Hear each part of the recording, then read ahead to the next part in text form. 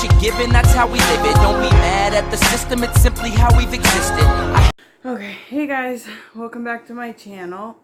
Okay, so I have kids in the room over here, and I also have a child outside in the snow. Here they come already. Out of here, baby, please. Can I see it? Oh my goodness gracious.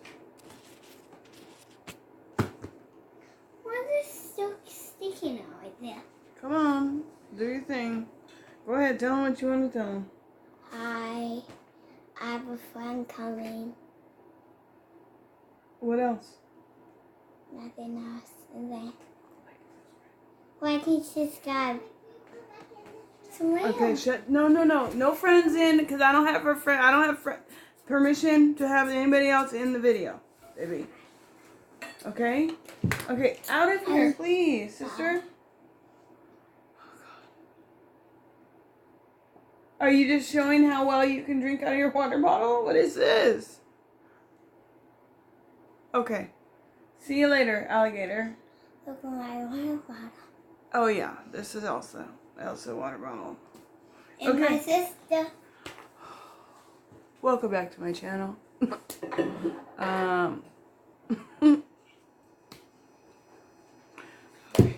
I think eventually it's gonna be her channel, I believe. Welcome back to my channel. Nope, we can't have her. We can't have her in, baby, because I don't have permission to have her in. Why? Her friend Shalea is here, but I don't have permission to have you in the video, baby. Thank you. See? Okay, bye. Love you. Okay. You only want a kiss so you can steal my lipstick. Get out of here. No. Get. Okay, bye. Come on. You're never this lovey until I'm doing a video. Go. Get. I'm not giving you any juice, remember? Yeah. So yeah, you said you were going to listen and I would give you some juice. Shut the door, please. Shut. Thank you.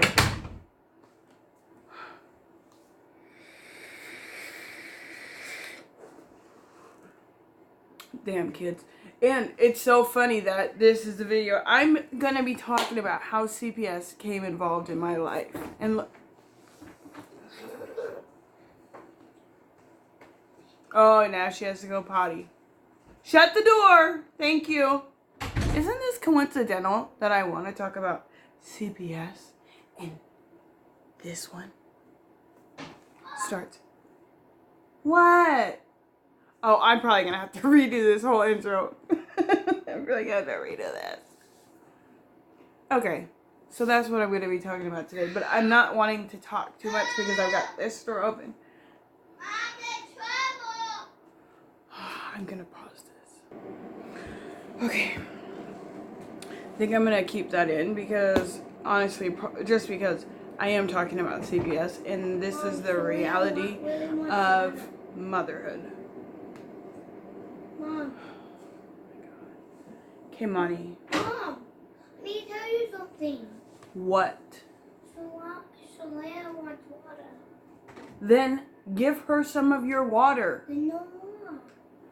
Fill it up and go back in your room. This is your last chance, Kaimani.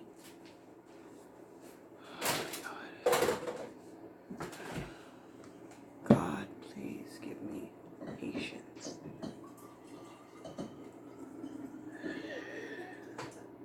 That's enough. That's plenty. That's a little bit. I don't care if that's a little bit, Kaimani. That's plenty. You just drank a whole water bottle. Go. Shut the door. All the way. The saga continues. Okay. So, I do think I will keep this. I don't know if I'm going to freaking keep this in. It makes this whole thing look like just a shit show. But, I was going to start start talking about how CPS became involved in my life. The first case that I had opened, which I've ended up, technically I've had 2 cases opened. I've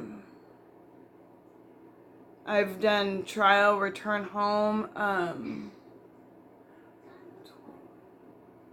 3 times. Anyways, it's a lot.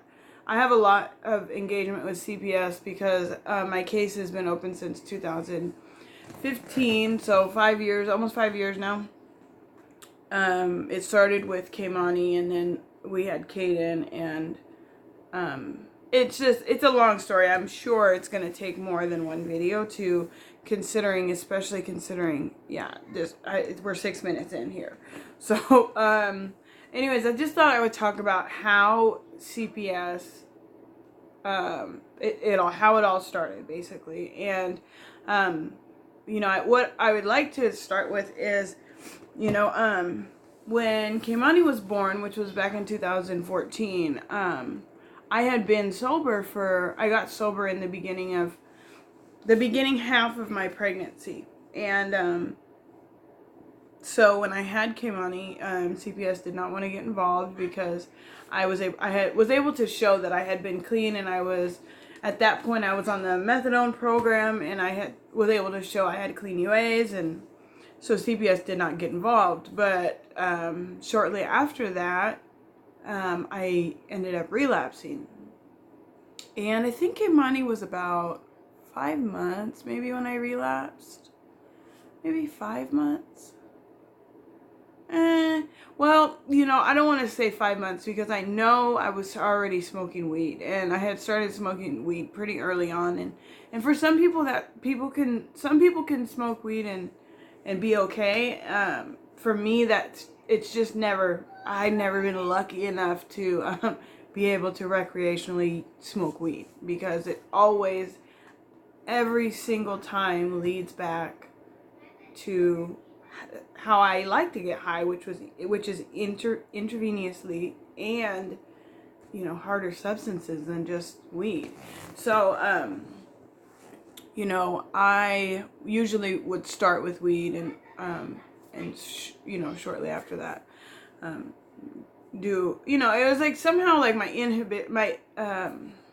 that what it's called, my inhibitions, or my decision making would be down, and it's like I would kind of be more like go with the flow, and like, well, like, let me get high how I like to get high, which is with needles, if I'm just being frank. And so I had Kaimani, and I think, yes, I was living with my grandma at the time. Eric was still in prison, but he was getting out soon, and I remember thinking to myself, I want to get high before he gets home, because when he gets home, we're going to be sober forever. So this is going to be my last chance to get high. This is the rationale. This is the excuse. This is how I convinced myself that I was going to be okay to get high just this one last time, and then I would be done forever. And this is like a reoccurring pattern with me and my relapses, and every time I've ever relapsed before, it's been this kind of thinking where I think that I can be the exception, and I can do it just this one last time, and then I'll be good, and I'll be done forever. And every single time never fails. The minute the floodgates are open, they're open, and sometimes it takes years for me to get them closed again. So, I hope this is helpful maybe to somebody that maybe has that way of thinking, because I had that way of thinking for years, and this is the first time in my life that my way of thinking has changed, that I can say honestly that I know if I pick up, it's over. It's like I will lose everything. I will probably die. I almost died the last time when I was using from an infection, and it's very cut and dry. It's very black and white. I either can stay sober and live, or I can get high and die. And at this point, I have some knucklehead kids, these little hellions that rely on me, though, that really rely on me.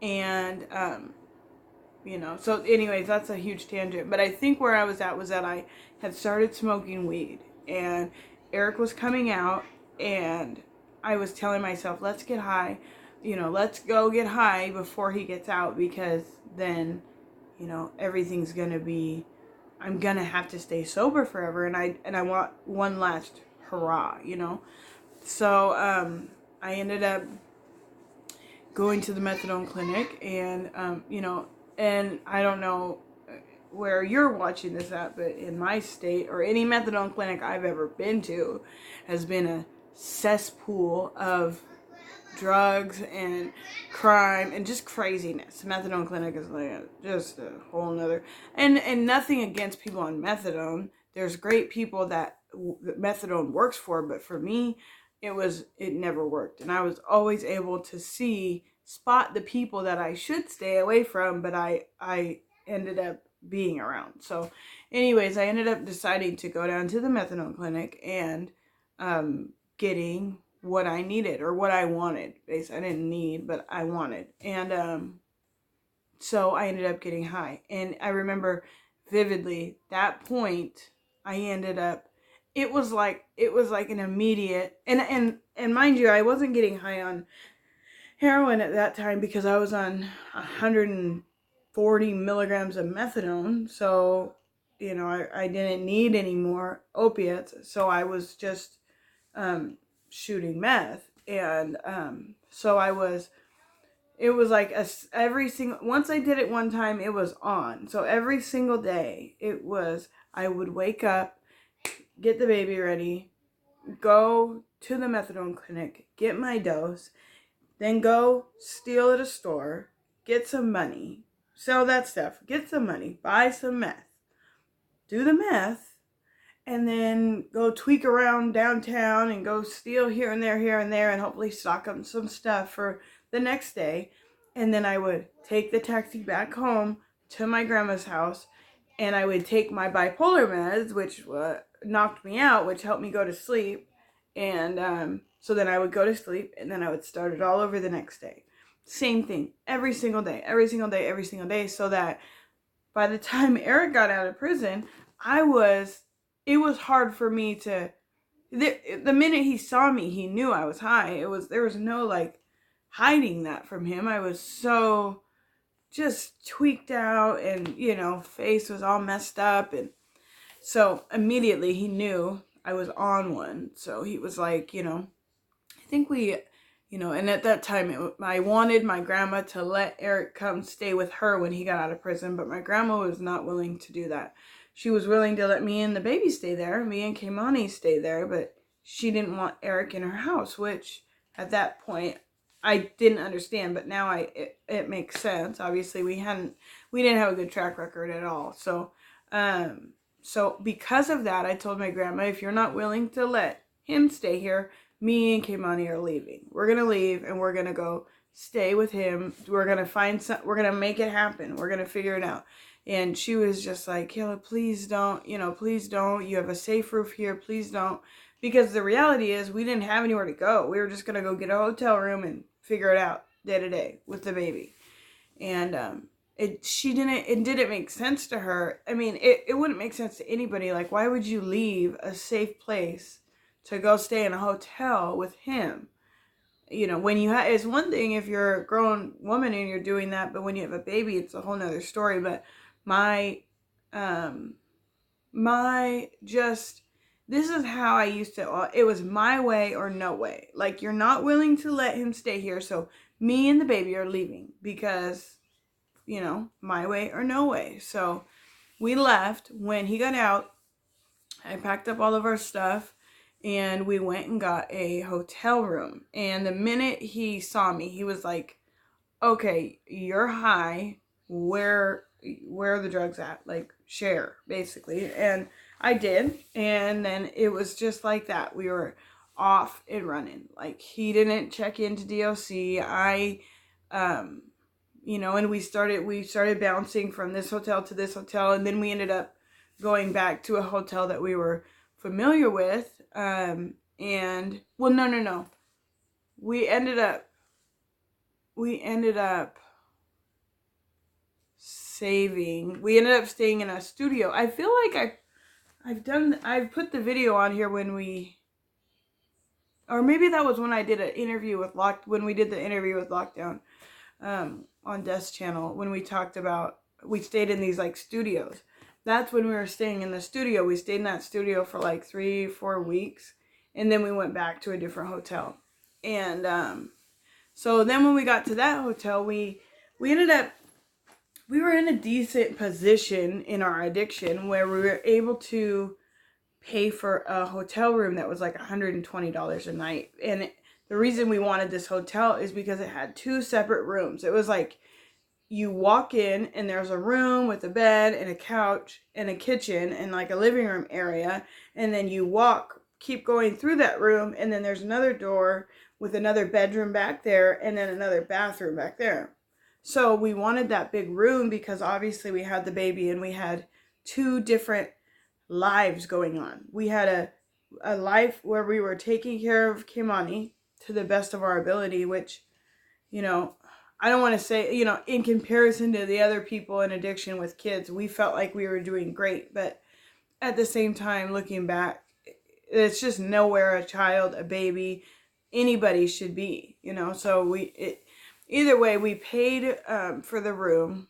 We were paying for this room for months. Probably, I think we paid for that room for almost 7 months. I don't know. It was a long time though that we paid that price, which, you know, but we did that so that Kimani could have the room in the back. We could put up a gate and nobody was allowed back there, and it could be a room where she was safe, you know, and she could have all her toys around, she could crawl around, and I wouldn't have to worry about people coming in and out, people having, you know, dirty shoes and having drugs around her, and it was just like a safe spot for her.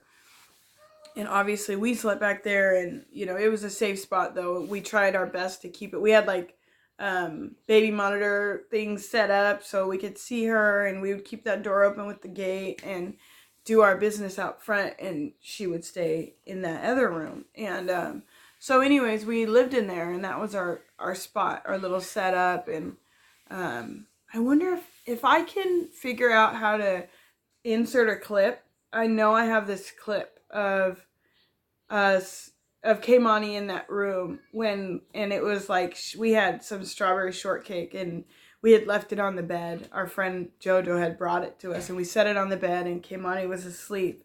And then all of a sudden we woke up because we heard her moving, or not we woke up, we heard her wake up because we heard her in there moving. So we like kind of sneak over, and we can see her in there, and she had crawled over to the box of strawberry shortcake, and she's just trying to be really quiet and shoveling it in her mouth and looking around. If I can figure out how to put this clip in here, I'm gonna put it in here right here. Hopefully I can, you guys, because it's priceless. But anyways, we were in that room, and so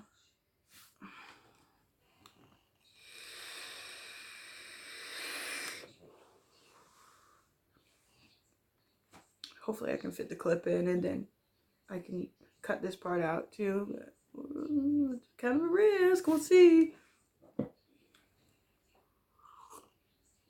So anyways, shortly after that clip, Eric ended up going to jail for a DOC violation, which I believe was only supposed to be 5 days. If I'm correct, pretty sure it was only going to be 5 days. And it was like, he was gone. I had the room. He wasn't going to be gone long. Like, it was not something where he was in a lot of trouble. It was just, he didn't check in.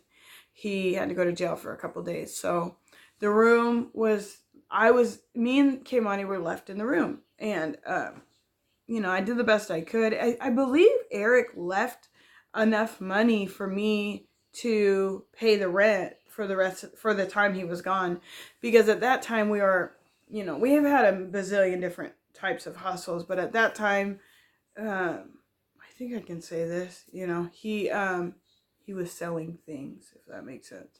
You know, he ended up going to prison for it, and, you know, paid his debt to society for it. But that was how we were surviving at that time. And so anyways, he was gone.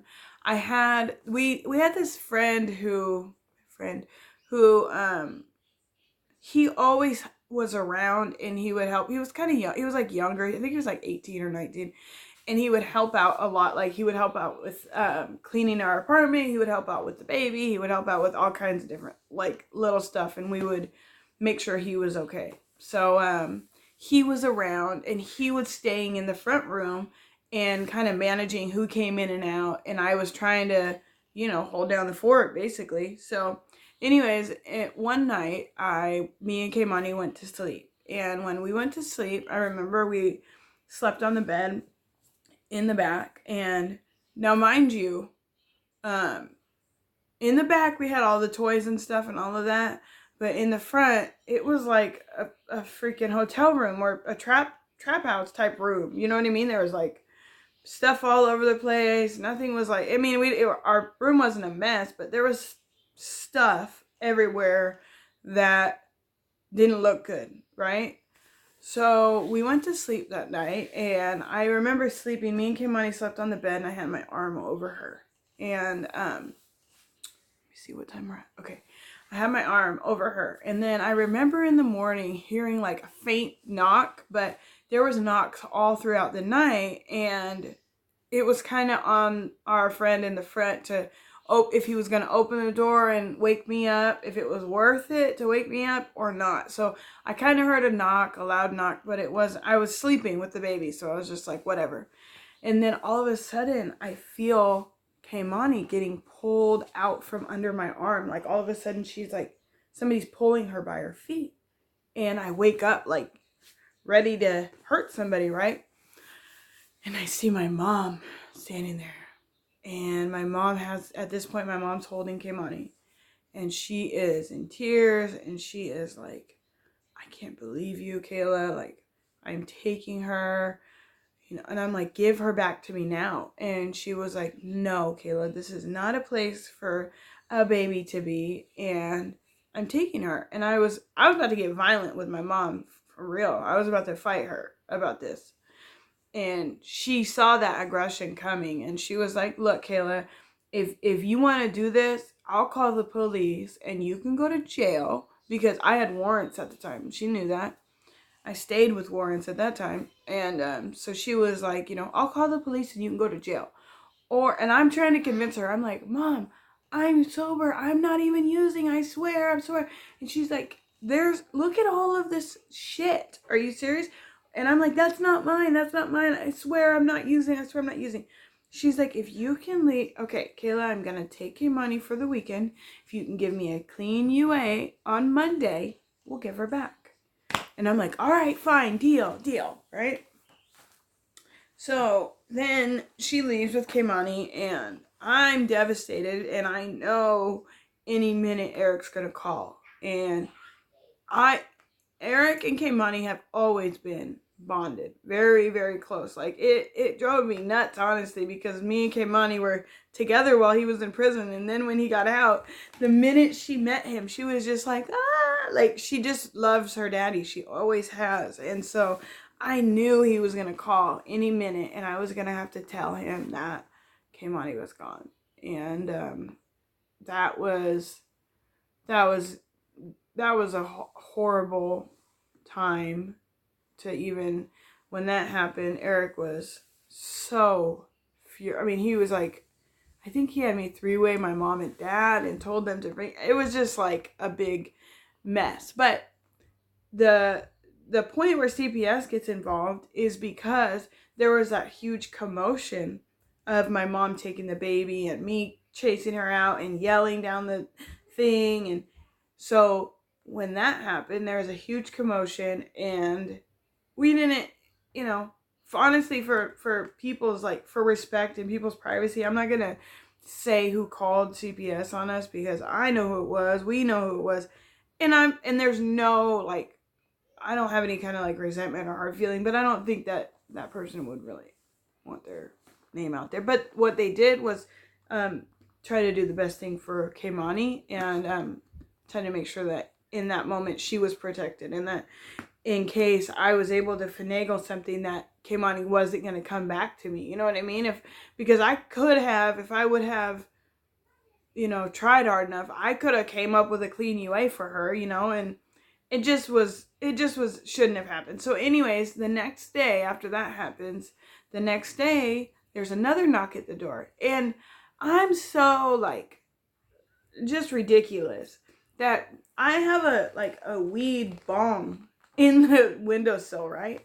Because I don't freaking know. It probably wasn't even mine. Who knows? But it was there in the windowsill, right?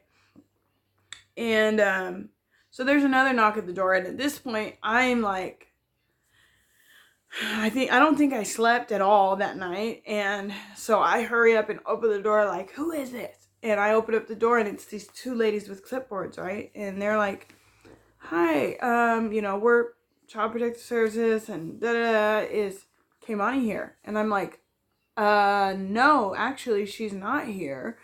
And they were like, well, do you know where she is? And I said, yeah, she's with my mom. What do you mean? And they were like, well, actually we got a call to check on her, but give us a second. So then they call my mom, right? And my mom's like, no, Kaimani's not with me, because my mom had given her to another family member, to my grandma. And so they come back and knock on my door again, and they're like, actually, we just called and your daughter's not there. So are you telling us you don't know where your child is? And I'm like, what? What do you mean? Like, so anyways, they ended up leaving that day. They asked if they could come in. I wasn't willing to let them come in because my house was a mess and the baby wasn't there. So there was really no, reason for them to come in. And so they went and saw Kaimani at my grandma's house, and then they called me on Monday and asked me to come into the office, right? But by Monday, I was a full-blown mess. I don't think I had slept at all that weekend, at all, since this was like a Friday, and then they asked me to come in on Monday. I hadn't slept at all, and I remember going in there and thinking that the way they were talking to me was as if they were like counselors, right? And they were promising that they could offer me all of these services, right? And this help, and they could help me find housing, and they could help me with this and this and this. But I needed to tell them what was going on and what do I need help with. And I remember I just talked to them freely, like as if they were counselors or something. And, looking back, that was something Eric and I fought about for a long time, because we got the paperwork and they put in their notes that I had said all of these things. And honestly, I don't remember saying it in those words, but now I can see how they could have taken those notes. Do you know what I mean? Like, I was just speaking to them as if they were not CPS. So, be careful. When you speak to CPS, be careful. I'm not saying lie to them, but I'm also saying be very, very careful and selective with your words, because they will use all of it against you. And for the longest time, they, had these accusations against Eric and I that were just not true. They were like, you could tell they came from a clouded, like, I should never have, these were like conspiracies and things that I thought of when I was high that I should have never even told them. They had no factual base to them. They were just high thoughts and conspiracies. And anyways, so yeah, that is basically how CPS became involved in my life. They obviously ended up starting a case after all of that, and the girl Kaimani at the time stayed with my grandma, and then they opened up a case for me. And sadly, I think after that, I did not talk. I didn't see Kaimani for months after that. I want to say it was almost close to 9 months that I just went on the run after that. Found out I was pregnant. It was just, that'll be a part 2, because I think, we're at 30 minutes. So, that'll be a part 2. Probably a part 2, and that's part 3. But anyways, I really hope that if this helped anybody with anything, I'm hopeful that it did help somebody with something. If not the relapse patterns, you know, the what to say to what to not say, or you know, not do with CPS. Another thing to remember is that you don't have to speak to CPS. You can ask to be represented. You can ask for an attorney. You can plead the fifth. You can, you can say, I don't want to speak to you. I don't. Without representation, without a lawyer or something, I don't want to speak to you. You can say all of that. So, anyways, I hope you enjoyed this video. If you did, please like and subscribe if you want to subscribe, and if you like this video. I gotta come up with something that like flows a little better, because that's a little choppy. But yeah. Anyways, thanks for watching. See you in the next one. Bye.